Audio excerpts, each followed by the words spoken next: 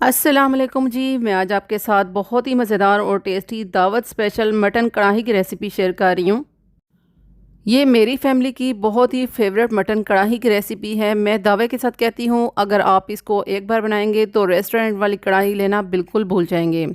इस तरीके से आप एक बार बना के ट्राई कीजिएगा, मुझे यकीन है आपको ये रेसिपी बहुत ही ईजी लगेगी और बहुत ही टेस्टी लगेगी। नेक्स्ट टाइम आप इसी रेसिपी से मटन कढ़ाई बना के तैयार करेंगे। रेसिपी को एंड तक वॉच कीजिएगा और अपना अच्छा और प्यारा सा फीडबैक देना ना भूलिएगा। हमेशा की तरह आपसे एक छोटी सी रिक्वेस्ट है, अगर आपको वीडियो पसंद आती है तो इस लाइक के बटन को प्रेस कीजिएगा और अगर आप फूड विद आर्ट चैनल पे न्यू आ रहे हैं तो चैनल को सब्सक्राइब कीजिएगा, बेल नोटिफिकेशन के साथ ऑन कीजिएगा, बेल के इस आइकन को प्रेस कीजिएगा। इस तरह मेरी न्यू आने वाली वीडियोज़ के नोटिफिकेशन आपको आसानी से मिल सकेंगे। बिस्मिल्लाहिर्रहमानिर्रहीम, शुरू अल्लाह के पाक नाम से जिसकी रहमतें और बरकतें हम सब के खानों में शामिल हैं।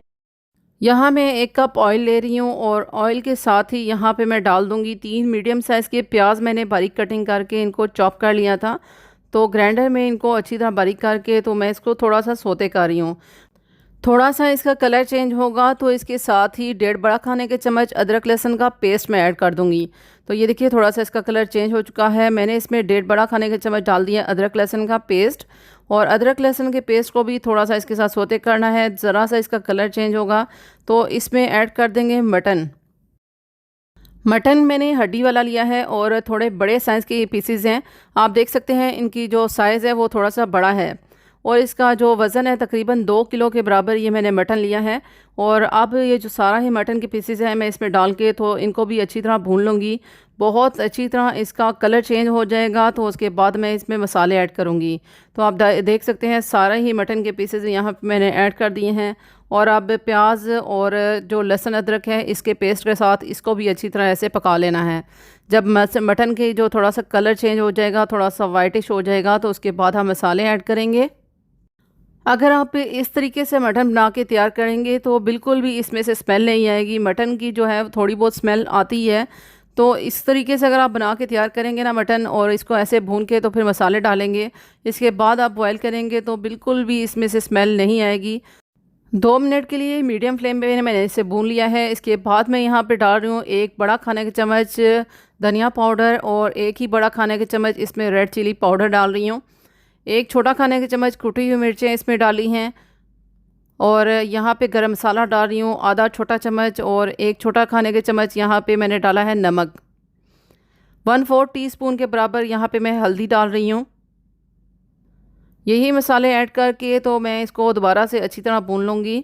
और अब इसका जो कलर चेंज होगा ना, बहुत ही प्यारा सा इस टाइम पे इस पे कलर आ जाता है। तो ये जो हम डायरेक्ट पहले इसे बॉयल कर लेते हैं ना तो इसके ऊपर अच्छा सा कलर नहीं आता है और गोश्त पकने के बाद भी बिल्कुल ऐसे लगता है जैसे बॉयल किया हुआ है। तो अगर इस तरीके से बना के हम तैयार करें और मसाले में अच्छी तरह भून लें तो बहुत ही अच्छा सा इस मटन के ऊपर कलर भी आ जाता है और इसकी स्मेल भी बिल्कुल ख़त्म हो जाती है। तो 2 मिनट लगा के ये जो मसाले हैं इसमें मैं अच्छी तरह भून लूँगी, इसका कच्चापन ख़त्म हो जाएगा। तो इसके बाद मैं यहाँ पे ग्राइंड किए हुए टमाटर ऐड करूँगी। हर चीज़ को ऐड करने के बाद अच्छी तरह इसकी भुनाई करनी है।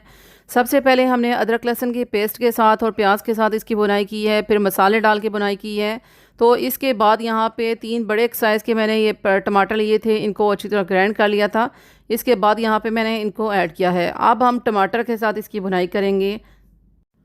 तो टमाटर डाल के अब इस टाइम पे मैंने फ्लेम को थोड़ा हाई किया है ताकि जो टमाटर का पानी निकलेगा वो भी अच्छी तरह साथ साथ ड्राई हो जाए और इस जो गोश्त है इसमें से भुनने के बाद ऑयल भी ऊपर आना शुरू हो जाए। तो आप देख सकते हैं अच्छी तरह मैंने इसकी बुनाई करके इसे ढक के रख दिया था और ढक के इसलिए रखा है ताकि ऑयल थोड़ा सा ऊपर आ जाए और गोश्त अच्छी तरह पकना शुरू हो जाए। 3 से 4 मिनट के लिए मैंने इसे मीडियम फ्लेम पे रखा था ढक के और आप देख सकते हैं इसका ऑयल भी ऊपर आ गया है, टमाटर का पानी भी ड्राई हो चुका है। अच्छी तरह हमने गोश्त को भून लिया है। तो गोश्त की हमने अच्छी तरह भुनाई कर ली है, काफ़ी हद तक ये पक चुका है, लेकिन मज़ीद इसको सॉफ़्ट करना है, पकाना है। अगर आप चाहें तो आप इस गोश्त को प्रेशर कुकर में भी गला सकते हैं, लेकिन मैं इसी में ही पानी डाल के तो इसे कवर करके रख दूंगी, बिल्कुल लो फ्लेम पे रख दूंगी ताकि अच्छी तरह ये सॉफ़्ट हो जाए। तो यहाँ पे 2 गिलास मैंने पानी डाल के इसे बिल्कुल लो फ्लेम पे रख दिया था और गोश्त बहुत अच्छी तरह पक चुका था, सॉफ्ट हो चुका था। तकरीबन मैंने 30 से 35 मिनट के लिए इसे कवर करके इसी पैन में ही रख दिया था। अगर आप प्रेशर में गलाना चाहते हैं तो प्रेशर में तो सिर्फ ये 10 मिनट आप रखेंगे तो मटन बहुत ही जल्दी गल जाता है और सॉफ्ट हो जाता है, तो 10 मिनट ही काफ़ी होंगे प्रेशर कुकर में। लेकिन मैं इसको इसी में ही कवर करके रख रही हूँ। तो ये सिर्फ आधे घंटे के लिए मैंने इसे कवर करके रखा था। अब गोश्त बहुत अच्छी तरह सॉफ्ट हो चुका है, गल चुका है। तो इसके ऊपर आप मैं डाल रही हूँ ग्रीन चिलीज़ और थोड़ा सा फ्रेश कटा हुआ धनिया भी मैं ऐड कर रही हूँ। तो ये आपकी मर्ज़ी है। इसके ऊपर आप बारीक कटिंग करके अदरक भी ऐड कर सकते हैं, जो कि लास्ट में मैंने गार्निश की थी। और इसकी जो ग्रेवी है थोड़ी सी मैंने इसी तरह रखी थी ताकि ये नान के साथ सर्व किया जाए। तो हमारे घर में ऐसे ही मटन कढ़ाई को थोड़ा सा ग्रेवी में ही सर्व किया जाता है, पसंद किया जाता है। अगर आप इसको थोड़ा सा ड्राई करना चाहते हैं तो फ्लेम को हाई करके इसको जो ग्रेवी को थोड़ा सा आप ड्राई भी कर सकते हैं। यहाँ पे आपको मैं तोड़ के दिखा रही हूँ, मटन बहुत अच्छी तरह सॉफ्ट हो चुका है। ये देखिए कितना अच्छी तरह ये गल चुका है।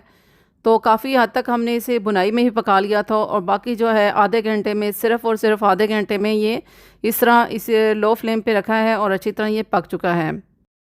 अब इसकी ग्रेवी को थोड़ा सा मज़ीद थिक करने के लिए मैं इस पे डाल रही हूँ आधा कप फिटा हुआ दही। बहुत अच्छी तरह मैंने फेंट लिया था। और अगर आप इसको स्मोकी फ्लेवर देना चाहते हैं तो इसमें कोयले का दम भी लगा सकते हैं। बहुत ही टेस्टी और मज़ेदार सा इसका फ्लेवर हो जाता है। और दही को ऐड करने के बाद मैं इसकी अच्छी तरह मिक्सिंग कर लूँगी और इसे मीडियम फ्लेम पे ही पकने दूँगी, ताकि जो दही है इसकी वजह से, क्योंकि हमने अभी इसमें दही ऐड किया है, इसको भी पकाना है, तो इसलिए अब इसे मीडियम फ्लेम पे पकने के लिए रख दूँगी। 2 से 3 मिनट के लिए मीडियम टू हाई फ्लेम पे इसे मैंने रखना है, ताकि दही डालने के बाद ग्रेवी थोड़ी पतली होगी है तो इसके बाद ये बहुत अच्छी तरह थिक भी हो जाएगी और दोबारा से ऑयल भी ऊपर नज़र आना शुरू हो जाएगा। अच्छी तरह मैंने मिक्सिंग करके तो इसे ये देखिए कवर करके रख दिया है। कवर करने के बाद आप देखेंगे बहुत ही मज़ेदार और टेस्टी ये हमारी कढ़ाई बन के तैयार हो जाएगी। तो यहाँ पे मैं डिश आउट कर रही हूँ और डिश आउट करके आपको दिखाती हूँ कितनी मज़ेदार और टेस्टी और बहुत ही फ्लेवरफुल हमारी ये मटन कढ़ाई की रेसिपी बन के तैयार हो चुकी है। इसके ऊपर मैंने बारीक कटिंग करके थोड़ी सी अदरक भी गार्निश की थी। आपके टेस्ट पे डिपेंड करता है, जो चीज़ें आप इस पे अगर मज़ीद ग्रीन चिलीज़ भी कटिंग करके ऐड करना चाहें तो वो भी ऐड कर सकते हैं।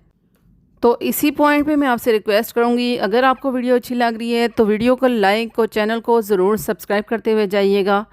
अगर आपको वीडियो अच्छी लग रही है, रेसिपी अच्छी लग रही है, तो इसे अपनी फैमिली और फ्रेंड्स में भी ज़रूर शेयर कीजिएगा, ताकि वो भी इसी आसान तरीके से ये मटन कढ़ाई और झटपट से फ़ौरन से बना के तैयार कर सकें।